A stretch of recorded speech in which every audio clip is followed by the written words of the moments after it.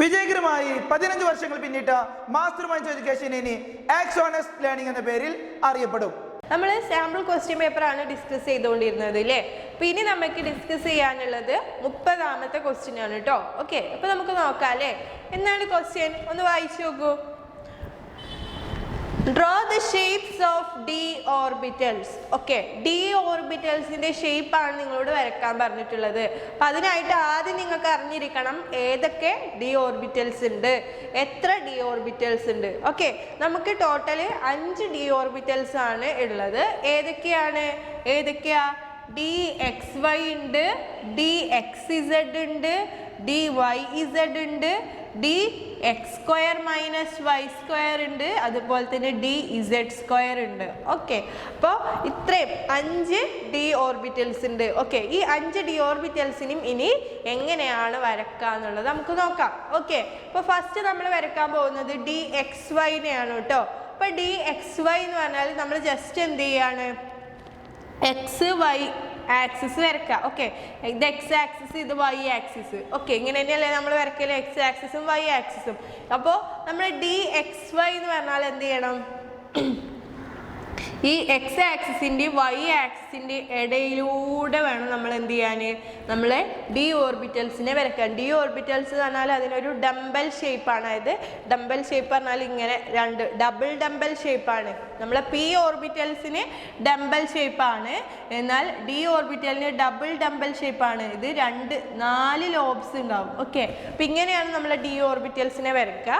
P X Y D X Y D X Z, ഇത് തമ്മിലുള്ള വ്യത്യാസം എന്താ വെച്ചാൽ ഡി എക്സ് വൈ വരക്കുമ്പോൾ നമ്മൾ എക്സും വൈയും ആക്സിസ് വരച്ചിട്ട് അതിൻ്റെ ഇടക്കൂടെ വേണം നമ്മൾ എന്ത് ചെയ്യാൻ, ഈ ഡബിൾ ഡംബൽ വരക്കാൻ. ഓക്കെ, അപ്പോൾ ഇനി ഡി എക്സ് ഇസഡ് ഇവിടെ ഡി വൈ ഇസഡ് ആണ് കൊടുത്തിട്ടുള്ളത്.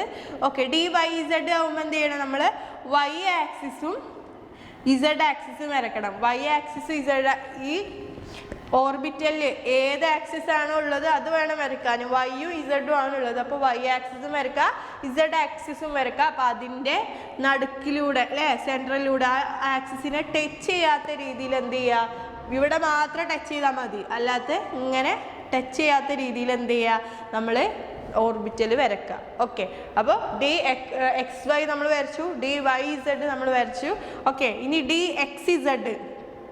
അപ്പോൾ ഡി എക്സ് ഇസഡ് എന്ന് പറയുമ്പോൾ നമ്മൾ ഏതൊക്കെ ആക്സിസാണ് മാർക്ക് ചെയ്യേണ്ടത്, എക്സും വേണം ഇസഡും വേണം അല്ലേ. അപ്പോൾ നമ്മൾ എക്സ് ആക്സിസ് ഇങ്ങോട്ട് മാർക്ക് ചെയ്തു, ഇസഡ് ആക്സിസ് ഇങ്ങോട്ട് മാർക്ക് ചെയ്തു. ഓക്കെ, ഇത് എക്സ്, ഇത് ഇസഡ്. ഇത് നമ്മൾ എന്ത് ചെയ്യണം, എക്സിൻ്റെ ഇസഡിൻ്റെയും ഇടയ്ക്ക് നമ്മൾ എന്ത് വരക്കണം, ഈ ലോബ്സിനെ വരക്കണം അല്ലേ. അപ്പോൾ ഈ 2 ആക്സിസിന് ഇടയിലായിട്ട് ഇങ്ങനെ ലോബ്സ് വരും, ഡി എക്സ് ഇസഡ്. ഓക്കെ അല്ലേ. അപ്പോൾ നമ്മൾ 3 ഓർബിറ്റൽസ് വരച്ചു. ദെൻ ഇനി 4ാമത്തെ ഓർബിറ്റലാണ് D X square minus Y square. അപ്പോൾ അത് വരക്കുമ്പോൾ നമുക്ക് എക്സും വൈയും അല്ലേ, X square minus Y square എന്ന് പറഞ്ഞാൽ അതിൽ എക്സും വൈയും ആക്സിസ് ആണ് വേണ്ടത്. അപ്പോൾ എക്സ് ആക്സിസ് വരച്ചു, വൈ ആക്സിസ് വരച്ചു. ഇനിയാണ് ശ്രദ്ധിക്കേണ്ടത് എക്സ് ആക്സിസ് വൈ ആക്സിസ് ഇവിടെ വരച്ച പോലെയല്ല. ഇപ്പം നമ്മൾ എന്ത് ചെയ്യണം, ഈ എക്സ് ആക്സിസിൽ കടക്കുന്ന രീതിയിൽ എക്സ് ആക്സിസിലൂടെയും വൈ ആക്സിസിലൂടെയും വേണം നമ്മൾ എന്ത് ചെയ്യാൻ, ഈ ഓർബിറ്റൽ വരക്കാൻ. ഓക്കെ, അപ്പോൾ ഈ ആക്സിസിൽ ഇങ്ങനെ കിടക്കുന്ന രീതിയിൽ വേണം വരക്കാൻ. ഓക്കെ അല്ലേ, വേണ്ടോ, ആക്സിസിലൂടെ പാസ് ചെയ്യുന്ന രീതിയിൽ വേണം വരക്കാൻ. നമ്മൾ നേരത്തെ ഇതിനും പാസ് ചെയ്യാതെ 2നും നടുക്കായിരുന്നു വരച്ചിട്ടുണ്ടായിരുന്നത്. Okay, D X square minus Y square ഇങ്ങനെയാണ് വരക്കുന്നത്. ദെൻ നമ്മളെ 5th ഓർബിറ്റലാണ് ഡി ഇസഡ് സ്ക്വയർ ഓർബിറ്റൽ അല്ലേ. അപ്പോൾ ഡി ഇസഡ് സ്ക്വയർ ഓർബിറ്റൽ പറഞ്ഞാൽ അവിടെ എക്സും വൈയും ഇസഡും നമ്മൾ വരക്കുന്നുണ്ട്. ഇതാണ് നമ്മുടെ എക്സ് ആക്സിസ്, ഇതാണ് നമ്മുടെ വൈ ആക്സിസ്, ഇതാണ് നമ്മുടെ Z axis. Okay, D Z square എന്ന് പറഞ്ഞാൽ അപ്പോൾ ഓക്കെ, എക്സ്, ഇത് വൈ, ഇത് ഇസഡ്. ഓക്കെ, ഇനി ഇസഡിൽ മാത്രം പാസ് ചെയ്യുന്ന രീതിയിലാണ് നമ്മുടെ ഇസഡ് ആക്സിസിലെ എന്ത് വരക്കാൻ, ഈ ഓർബിറ്റലിനെ വരക്കാം കേട്ടോ. ഡി ഇസഡ് സ്ക്വയർ ആണ്. അപ്പോൾ ഇസഡിൽ മാത്രം ഒറ്റ ലോബ് ഡബിൾ ഡംബലാക്കി വരക്കണ്ട. എന്നിട്ട് എന്ത് ചെയ്യുക, ഇവിടെ ഇങ്ങനെ ഒരു ചുറ്റിലൊരു റൗണ്ട് വരച്ചു കൊടുക്കുക. ഇങ്ങനെയാണ് നമ്മൾ ഡി ഇസഡ് സ്ക്വയറിനെ വരക്കുന്നത്. Okay, D Z square. അപ്പോൾ ഇതിൻ്റെ ഷേപ്പ് നിങ്ങൾ ഇങ്ങനെ ഇവിടെ ഒരു റൗണ്ട് ഇങ്ങനെ വരച്ചു കൊടുക്കുക, ഒരു കെട്ടുപോലെ ഇങ്ങനെ വരച്ചു കൊടുക്കുക. അപ്പോൾ ഇത് നമ്മുടെ ഇസഡ് ആക്സിസ് ആണ്. ഇങ്ങോട്ട് എന്തുണ്ടായിരിക്കും, എക്സ് ആക്സിസ്, ഇങ്ങോട്ട് വൈ ആക്സിസും ഉണ്ടായിരിക്കും. ഓക്കെ അല്ലേ. അപ്പോൾ 5 ഡി ഓർബിറ്റൽസിന് നമ്മൾ ഇങ്ങനെയാണ് വരക്കുന്നത്. ഓക്കെ അല്ലേ. ഇനി അടുത്ത ക്വസ്റ്റ്യൻ നോക്കാം അല്ലേ.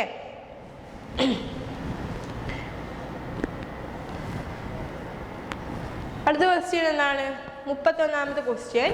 What is mean by a coordinate covalent bond? Give an example. Okay, coordinate covalent bond എന്താണെന്നാണ് നിങ്ങളോട് ചോദിച്ചിട്ടുള്ളത്. അതിനൊരു എക്സാമ്പിളും. ഓക്കെ, കോർഡിനേറ്റ് കോവാലന്റ് ബോണ്ട് എന്ന് പറഞ്ഞാൽ ഇവിടെ കൊടുത്തിട്ടുണ്ട്. Both the electrons of the shared pair are contributed by only one of the species. A common example is the formation of bond between boron, trifluoride and ammonia. Okay, അപ്പം നമ്മൾ ഒരു covalent bond form ചെയ്യുമ്പോൾ ഇലക്ട്രോൺസിനെ share ചെയ്തിട്ടാണ് അല്ലേ. Covalent ബോണ്ടിൽ ഇലക്ട്രോൺസിനെ share ചെയ്യാണ് നടക്കുന്നത്. Okay, അപ്പോൾ carbon carbon covalent ബോണ്ടിൽ എന്താ ചെയ്യുന്നത്? ഈ കാർബണും എന്ത് ചെയ്യാണ്? ഓരോ ഇലക്ട്രോൺസിനെ കൊടുത്തിട്ട് ഇവിടെ എന്ത് ചെയ്യാണ്? ഒരു ബോണ്ട് ഫോം ചെയ്യാണ് അല്ലേ. അങ്ങനെയല്ലേ കാർബൺ കാർബൺ കൊവാലന്റ് ബോണ്ട് ഉണ്ടായിട്ടുള്ളത്. ഓരോ ഇലക്ട്രോൺ, ഒരു ബോണ്ട് ഉണ്ടാവണമെങ്കിൽ 2 ഇലക്ട്രോൺസ് വേണം. ഓക്കെ, അപ്പോൾ ആ 2 ഇലക്ട്രോൺസിൽ ഓരോ ഇലക്ട്രോൺസിനെയും പ്രൊവൈഡ് ചെയ്യുന്നത് ആരാണ്? ഓരോരോ ആറ്റംസ് ആണ്. ഈ ബോണ്ടിൽ ഏർപ്പെടുന്ന ഓരോ ആറ്റംസ് എന്ത് ചെയ്യും? ഓരോ ഇലക്ട്രോൺസിനെ കൊടുത്തിട്ട് അവിടെ ബോണ്ട് ഫോം ചെയ്തു. ഓക്കെ, എന്നാൽ നമ്മുടെ കോർഡിനേറ്റ് കോവാലന്റ് ബോണ്ടിൽ എന്താ സംഭവിക്കുക? കോർഡിനേറ്റ് കോവാലന്റ് ബോണ്ടിൽ അപ്പോൾ കോർഡിനേറ്റ് കോവാലന്റ് ബോണ്ടിൽ ഒരാളടുത്ത് എന്തുണ്ടാവില്ല? ഇലക്ട്രോൺ ഉണ്ടാവില്ല. ബോണ്ടിങ് ഉണ്ടാക്കാനുള്ള ഇലക്ട്രോൺ ഉണ്ടായിരിക്കില്ല. പക്ഷെ പകരം എന്ത് ചെയ്യും? അപ്പുറത്തിരിക്കുന്ന ആൾ എന്ത് ചെയ്യും? 2 ഇലക്ട്രോണിനും അയാൾ തന്നെ കൊടുക്കും. ഓക്കെ, അപ്പോൾ ബോണ്ട് ഉണ്ടാക്കാൻ 2 ഇലക്ട്രോണാണ് വേണ്ടത്. അപ്പോൾ കൊവാലന്റ് ബോണ്ട് ആണെങ്കിൽ മ്യൂച്വൽ ഷെയറിംഗ് ആണ്. ഒരാൾ ഒരു ഇലക്ട്രോൺ, ഒരാൾ ഒരു ഇലക്ട്രോൺ, അങ്ങനെ ഒരു കൊവാലന്റ് ബോണ്ട് ഫോം ചെയ്യും. എന്നാൽ നമ്മുടെ കോർഡിനേറ്റ് കൊവാലന്റ് ബോണ്ടിൽ ഒരാൾക്ക് ഇലക്ട്രോൺ ഡെഫിഷ്യൻ്റ് ആണ്. അയാൾക്ക് ബോണ്ട് ഉണ്ടാക്കാനുള്ള ഇലക്ട്രോൺ ഒന്നും ഇല്ല. എന്നാൽ മറ്റേ ആൾ ഇലക്ട്രോൺ റിച്ചും ആണ്. അപ്പോൾ എന്ത് ചെയ്യും? ഇലക്ട്രോൺ നമ്മുടെ ബോണ്ട് ഉണ്ടാക്കാനുള്ള 2 ഇലക്ട്രോണും ആര് കൊടുക്കും? ഒരാൾ തന്നെ കൊടുക്കും. ഓക്കെ, അപ്പോൾ ഇവിടെ നൈട്രജനും BF3ൻ്റെ കേസ് നോക്കൂ. BF3 എന്ന് പറഞ്ഞാൽ എന്താണ്? 3 ഫ്ലൂറിൻ ആറ്റംസ് ഉണ്ട് ബോറോണിൽ. ഓക്കെ, 3 ഫ്ലൂറിൻ ആറ്റംസ് ഉണ്ട്. അപ്പോൾ ബോറോണിൽ മൊത്തം 1 2 3 4 5 6. ഓക്കെ, ഫ്ലൂറിൻ ആയിട്ടൊക്കെ കോവാലന്റ് ബോണ്ടാണ്. അപ്പോൾ ബോറോണിന് 6 ഇലക്ട്രോൺസേ ഉള്ളൂ. ഒരു ബോണ്ടിൽ 2 ഇലക്ട്രോൺസ്. അപ്പോൾ അങ്ങനെ 3 ബോണ്ടിൽ 6 ഇലക്ട്രോൺസേ നമ്മുടെ ബോറോണിന് ഉള്ളൂ. 8 വേണ്ടേ ഒക്ടറ്റ് കംപ്ലീറ്റ് ആക്കാൻ. അപ്പോൾ ബോറോൺ ഇലക്ട്രോൺ ഡെഫിഷ്യൻ്റ് ആണ്. എന്നാൽ നമ്മുടെ അമോണിയ എന്ന് പറയുന്നത് NH3 അല്ലേ. NH3ൽ ഓൾറെഡി എന്തുണ്ട്? ഒരു ലോൺ പെയർ ഓഫ് ഇലക്ട്രോൺ ഉണ്ട് അല്ലേ, എക്സ്ട്രാ ആയിട്ട് കിടക്കുന്നുണ്ട്. അപ്പം എന്ത് ചെയ്യും? ഇവർ തമ്മിൽ ഒരു ബോണ്ട് ഫോം ചെയ്യാൻ നമ്മുടെ അമോണിയ എന്ത് ചെയ്യും? 2 പെയർ ഓഫ് ഇലക്ട്രോണിന് നമ്മുടെ അമോണിയ എന്ത് ചെയ്യും? ബോറോണിന് കൊടുത്തിട്ട് ഇവർ തമ്മിൽ എന്ത് ചെയ്യും? ഒരു ബോണ്ട് ഫോം ചെയ്യും. അപ്പോൾ നമ്മുടെ കൊവാലന്റ് ബോണ്ടിലെ 2 ഇലക്ട്രോൺസിനും ആരാ കൊടുത്തത്? അമോണിയാണ്. ഓക്കെ, ഇങ്ങനെ ഫോം ചെയ്യുന്ന ബോണ്ടിനെയാണ് നമ്മൾ കോർഡിനേറ്റ് കൊവാലന്റ് ബോണ്ട് എന്ന് പറയുന്നത്. ഓക്കെ, അപ്പോൾ ഒന്ന് വായിച്ചു നോക്കൂ. Both the electrons of the shared pair are contributed by only one of the species. Okay, ഒറ്റ സ്പീഷീസ് മാത്രമേ എന്ത് ചെയ്യുന്നുള്ളൂ? 2 ഇലക്ട്രോൺസിന് പ്രൊവൈഡ് ചെയ്യുന്നുള്ളൂ. ഓക്കെ, അവിടെ മ്യൂച്വൽ ഷെയറിംഗ് അല്ല. ഓക്കെ അല്ലേ? പിന്നെ ഉള്ളത് എക്സാമ്പിൾ BF3 അമോണിയ എന്നുള്ളതൊരു ബെസ്റ്റ് എക്സാമ്പിളാണ്. കാരണം അമോണിയയിൽ എന്തുണ്ട്? ലോൺ പെയേഴ്സ് ഉണ്ട്. BF3ൽ എന്താണ്? ഇലക്ട്രോൺ ഡെഫിഷ്യൻറ്റും ആണ്. ഓക്കെ, നെക്സ്റ്റ് ക്വസ്റ്റ്യൻ നോക്കൂ. ഇവിടെ ഒരു ഓർ ക്വസ്റ്റ്യൻ ആണ് കേട്ടോ. Define A bond angle. What is the bond angle in the following? NH bond in CH3, CH bond in CH4. Okay, അപ്പോൾ ഫസ്റ്റ് നമ്മളോട് ചോദിച്ചിട്ടുള്ളത് എന്ത് ചെയ്യണം? ബോണ്ട് ആംഗിൾ ഡിഫൈൻ ചെയ്യാനാണ് ചോദിച്ചിട്ടുള്ളത്. അപ്പോൾ ബോണ്ട് ആംഗിൾ എന്ന് പറഞ്ഞാൽ എന്താണ്? It is the angle between 2 bonds in a molecule. Okay, 2 ബോണ്ട്സിനിടക്കുള്ള ആംഗിളിനെയാണ് നമ്മൾ ബോണ്ട് ആംഗിൾ എന്ന് പറയുക. അപ്പോൾ ഫോർ എക്സാമ്പിൾ H2O അല്ലേ. H2O എന്ന് പറഞ്ഞാൽ 2 OH ബോണ്ട് ഉണ്ട് അല്ലേ. വാട്ടറിൽ 2 OH ബോണ്ട് ഉണ്ട് ഇല്ലേ. ഇതല്ലേ നമ്മളെ വാട്ടർ മോളിക്യൂള്. അപ്പോൾ ഈ 2 ബോണ്ടുകൾ തമ്മിലുള്ള ആംഗിളിനെയാണ് നമ്മൾ ബോണ്ട് ആംഗിൾ എന്ന് പറയുക. Okay, it is the angle between two bonds in a molecule. Okay, next എന്താണ്? The NH bonds in NH3 molecule is 107.3 degree. Okay, നമ്മളോട് നെക്സ്റ്റ് ചോദിച്ച ക്വസ്റ്റ്യൻ ആണ് NH ബോണ്ടിലെ ബോണ്ട് ആംഗിളും അതുപോലെ തന്നെ എന്താണ് CH ബോണ്ടിൻ്റെ ബോണ്ട് ആംഗിളും. അതായത് NH ബോണ്ട് നമ്മുടെ അമോണിയ മോളിക്യൂൾ, അമോണിയ എന്ന് പറഞ്ഞാൽ ഇങ്ങനെയാണ് അമോണിയൻ്റെ സ്ട്രക്ചർ വരുന്നത്. ഈ NHകൾ തമ്മിൽ NH ബോണ്ടുകൾ തമ്മിലുള്ള ആംഗിൾ എന്ന് പറയുന്നത് 107.3 ഡിഗ്രിയാണ്. ഓക്കെ, അപ്പോൾ നിങ്ങൾ പഠിച്ചു വെക്കുക. ഓക്കെ, ദെൻ നമ്മുടെ CH ബോണ്ട് അല്ലേ, CH ബോണ്ടിൻ CH4 എന്നത് ടെട്രാഹെഡ്രൽ ഷേപ്പാണ് അല്ലേ, ടെട്രാഹെഡ്രലാണ്. ഓക്കെ, എങ്ങനെയാണ് നമ്മൾ ടെട്രാഹെഡ്രൽ ഷേപ്പ് വരയ്ക്കുക? ഇതിൽ 109 ഡിഗ്രി 28 മിനിറ്റ് അല്ലെങ്കിൽ 109.28 ഡിഗ്രി എന്ന് നമ്മൾ എഴുതും. ഓക്കെ, അപ്പോൾ ഇവിടെ 109 ഡിഗ്രി 28 മിനിറ്റ് ആണ് ഈ CH ബോണ്ടുകൾക്ക് തമ്മിലുള്ള 109 ഡിഗ്രി 28 മിനിറ്റ് ഇങ്ങനെ ഒരു സ്ലാഷ് ഇടുക, 109 ഡിഗ്രി 28 മിനിറ്റ്. ഓക്കെ, അപ്പോൾ രണ്ട് CH ബോണ്ടുകൾക്കിടയിലുള്ള ആംഗിൾ എന്ന് പറയുന്നത് 109 ഡിഗ്രി 28 മിനിറ്റ് ആണ്. ഓക്കെ അല്ലേ? ഈ ക്വസ്റ്റ്യൻ ഓക്കെ അല്ലേ? ഇനി നെക്സ്റ്റ് ക്വസ്റ്റ്യൻ നോക്കാം.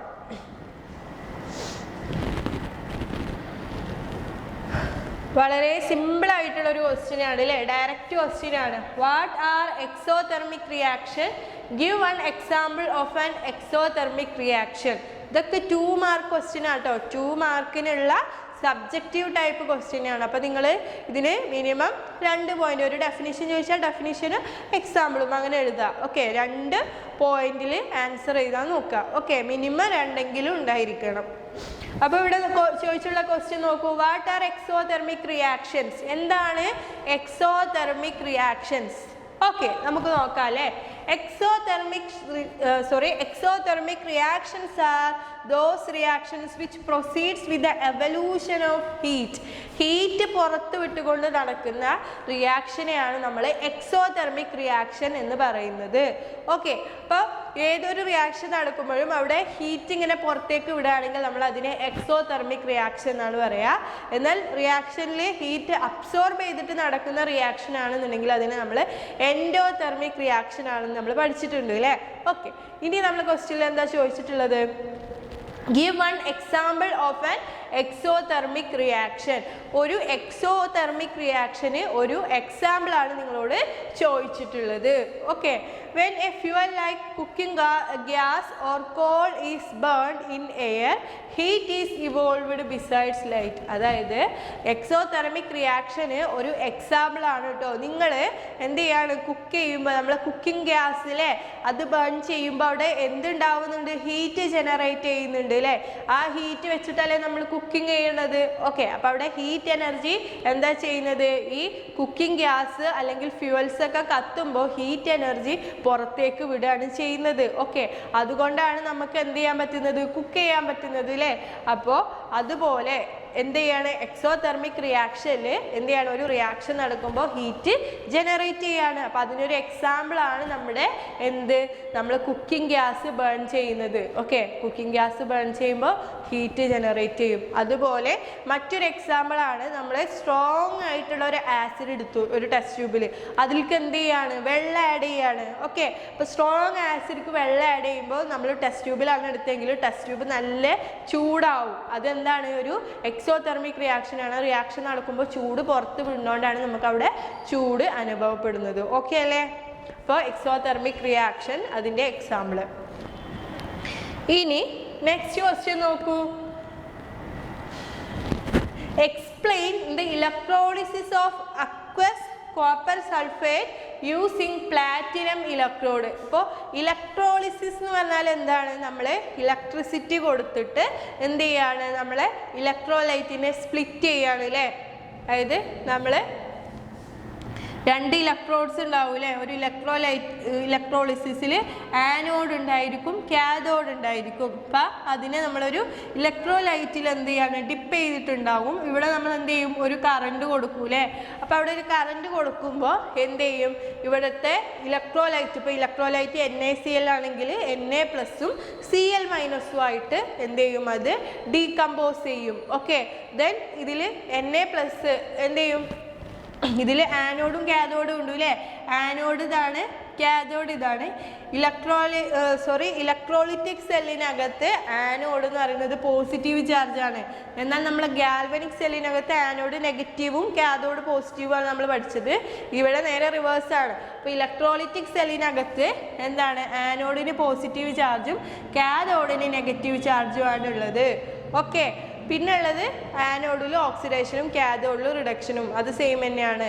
ഓക്കെ, അപ്പോൾ ഇവിടെ നോക്കൂ, ഇപ്പോൾ ഇവിടെ നമ്മളെ കോപ്പർ സൾഫേറ്റ് അല്ലേ, CuSO4 നമ്മൾ ഇലക്ട്രിസിറ്റി കൊടുക്കുമ്പോൾ കോപ്പർ സൾഫേറ്റ് കോപ്പർ 2+ SO4 2- ആയിട്ട് എന്ത് ചെയ്യും, ഡീകമ്പോസ് ചെയ്തിട്ടായിരിക്കും പിന്നെ സൊല്യൂഷനിൽ നിൽക്കുക. ഓക്കെ, അപ്പോൾ ഇവിടെ കുറേ കോപ്പർ 2+ ഉണ്ടായിരിക്കും, കുറേ SO4 2- ഉണ്ടായിരിക്കും അല്ലേ. അപ്പോൾ ഇതിൽ കോപ്പർ 2+ എവിടേക്ക് പോകും, പോസിറ്റീവ് ചാർജുള്ള ആൾക്കാർ നെഗറ്റീവ് ചാർജുള്ള ഇലക്ട്രോഡിലോട്ടാണ് പോവുക. അപ്പോൾ കോപ്പർ 2+ എങ്ങോട്ട് പോകും, കാഥോഡിലോട്ട് പോകും അല്ലേ.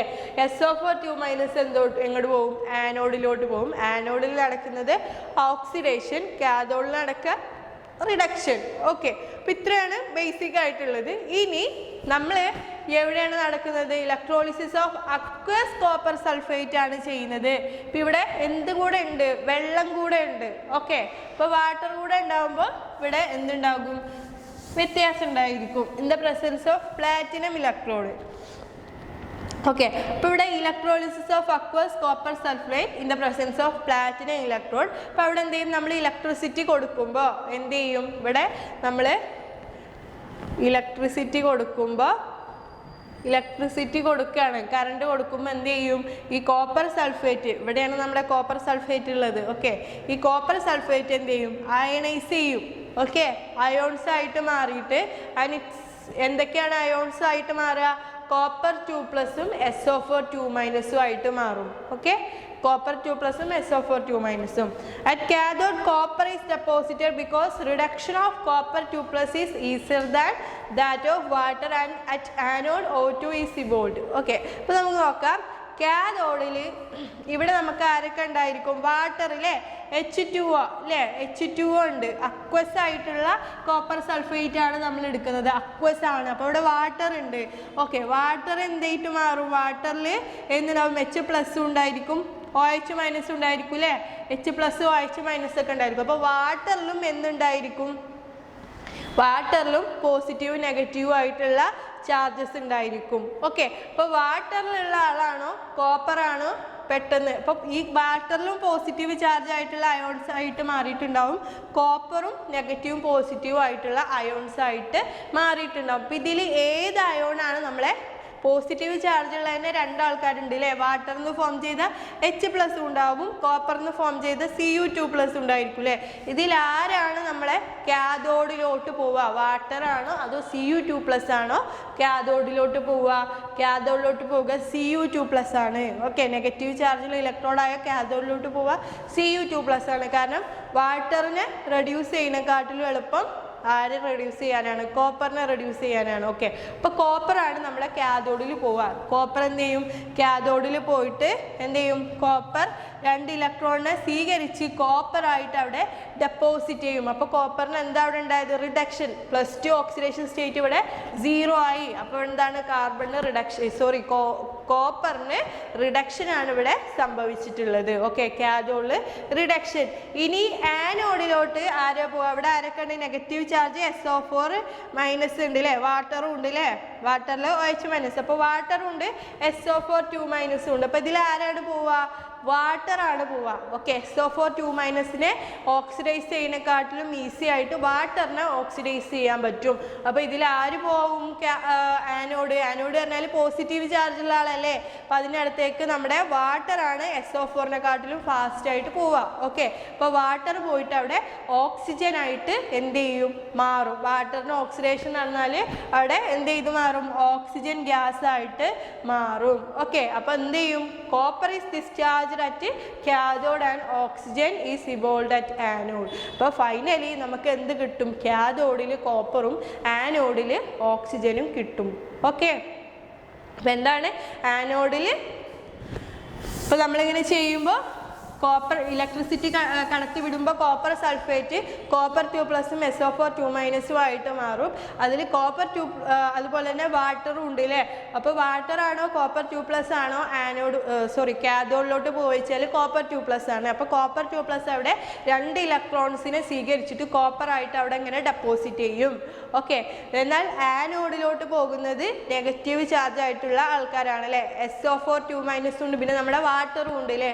അപ്പോൾ ഈ SO4 2- നമ്മുടെ ആനോഡിലോട്ട് പോകാൻ നല്ലത് വാട്ടറാണ്. അപ്പോൾ വാട്ടർ പോയിട്ട് അവിടെ ഓക്സിജനും ഉണ്ടാകും. അപ്പോൾ കാഥോഡിൽ നമുക്ക് കോപ്പറും കിട്ടും, ആനോഡിൽ ഓക്സിജനും കിട്ടും. ഓക്കെ, അപ്പോൾ ഇത്രയാണ് നമ്മൾ ഈ ഒരു വീഡിയോയിൽ ഡിസ്കസ് ചെയ്യുന്നത്.